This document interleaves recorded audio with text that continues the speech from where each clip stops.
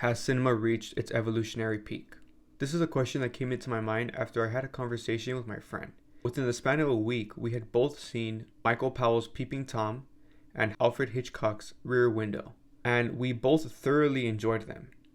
But we both had some problems with the writing. In Peeping Tom, a significant side character, out of nowhere, like halfway through, maybe a little more than halfway through, makes a complete change, and it seemed very out of character.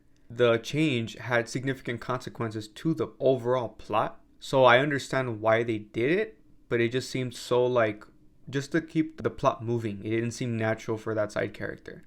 And that side character wasn't just a nobody, like I said, it was a significant character. And in Rear Window, the movie is great for me. It is great up until like the last 15-10 minutes. It was really compelling and all that, but it seemed like if so much was crammed in to the last 10 minutes in terms of exposition, tying up loose ends, dramatic events that happen. I will say I did prefer Peeping Tom. So my friend was very frustrated with this, and he's someone who watches classics regularly, so it's not like if he's not accustomed to how films used to be. We were just discussing it, and I told him that even though I really appreciate classics and I try my best to constantly be looking to the past and to educate myself on old films, I don't romanticize it. Like, I see the flaws, and I have noticed that pattern of the writing of older films, that there seems to be a lot of convenient or superficial writing sometimes. And of course, like in everything, there's exceptions. So this got me thinking about art and about how new of an art form cinema is in our history. Like, you look at writing, music, sculpting, painting, all those have been around for thousands of years. Scripts have been around for a few hundred years by consequence of theater, but screenplays have only been around for just over 100 years. Writing a screenplay had never been done, just like lighting a set had never been done before. Or the art of cinematography, where to put the camera, how to evoke emotion from a shot, from a moving shot. So it seems that after cinema cameras got working and after audio recording was working, it seemed like all that needed to be mastered was the screenplay. That obviously took a few decades, but I think by the end of the 20th century, it entered its final stage of evolution. Same with acting. I think that in the beginning, in about 100 years ago, whenever you look at acting, it was all very theatrical because acting existed before. Production design, costume design, acting, all that existed prior to cinema, So they were drawing, even writing, they were drawing from the past experiences, but they had to find a way to adapt it, to change it to film, to cinema. And I think that's what the last 100 years has been. And same with, as I said, same with acting. It was all very dramatic, over the top, a lot of physical acting, like throwing yourself to the floor, collapsing to the ground, or just like when you're afraid, like, things like that. But with cinema, it doesn't need to be that way. Now, I'm not saying that's a problem. There is a art to overacting. Now, that's the thing. Now it's called overacting. And before it was just an Academy Award performance. I think that now a director is in full control. They have cinematic tools. So now you don't need to see the full body like in theater, because in theater there's a gap between the audience and the actors.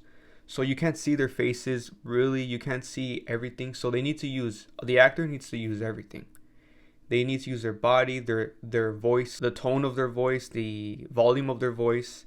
They need to use over the top expressions to really convey emotion to an audience. But in film, the director can choose to have a close-up shot. They can choose to have a wide shot, a mid shot, and that isn't as necessary. And I think we've seen that progression, and now acting is much more naturalistic. It's much more relatable. And in my estimation, I think that the reason why it's like that is because the average moviegoer, they judge a performance based off of their personal experiences or putting themselves in that situation. And if they feel like she acted so good, he acted amazing, it's because on some level they felt like they would have acted that way, or it resonates to something in them. So I think if you're over the top, you lose connection right away because it's unrealistic and unrelatable. Thanks to George Lucas and the geniuses at ILM, cinematography and all forms of special effects, I think, have pretty much reached its peak already. It's evolved rapidly since Star Wars, since 1977. I think the only evolution we're going to see is AI enhanced effects or using game engines to create environments. But I think the more that evolves, you'll be entering more into VR territory than cinema. So that's a whole different thing. So, has cinema reached its evolutionary peak?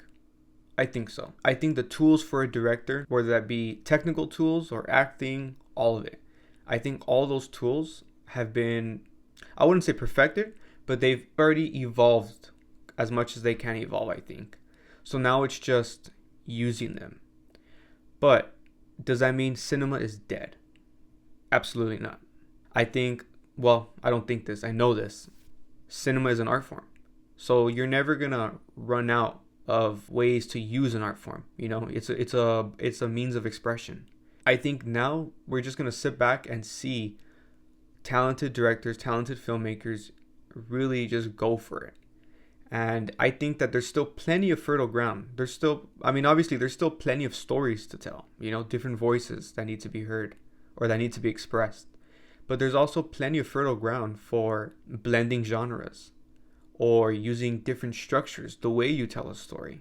There's still also much to be learned from old films.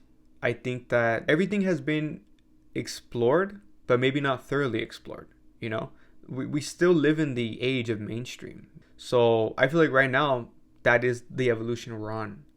And it's been pretty much explored already. You know, mainstream, blockbuster, all that is the king right now. And I think it's dying down, and we're going to start to see different voices come out. Two filmmakers that I love, Denis Villeneuve and Christopher Nolan, they're two filmmakers who, their style is still evolving. But the more films that they do, the more they mature as filmmakers, the more I notice they're drawing from more foreign films from like the 60s and 70s, where directors would use more cinematic language and less dialogue. But anyways, that's that. I'm just a film fan, you know? I didn't go to film school. I'm not any authority to be talking about this. But yeah, this is just something that was on my mind. I thought it was a really interesting topic that was just going around in my mind, and I just wanted to share that. I will say though, I do think what needs to evolve still is studios, the filmmaking business. That aspect still has plenty of years to go, decades probably, because yeah, right now it's just following the money, and not even in a smart way, because good films make money, but they're not putting, you know, so I don't have the answer. That something needs to change there, but that's a whole different phenomenon. So let me know your thoughts on where cinema has came from and where it's going, where it is, and also let me know your favorite film from the past few years. I'm curious to know what's everyone's favorite. Thanks for watching.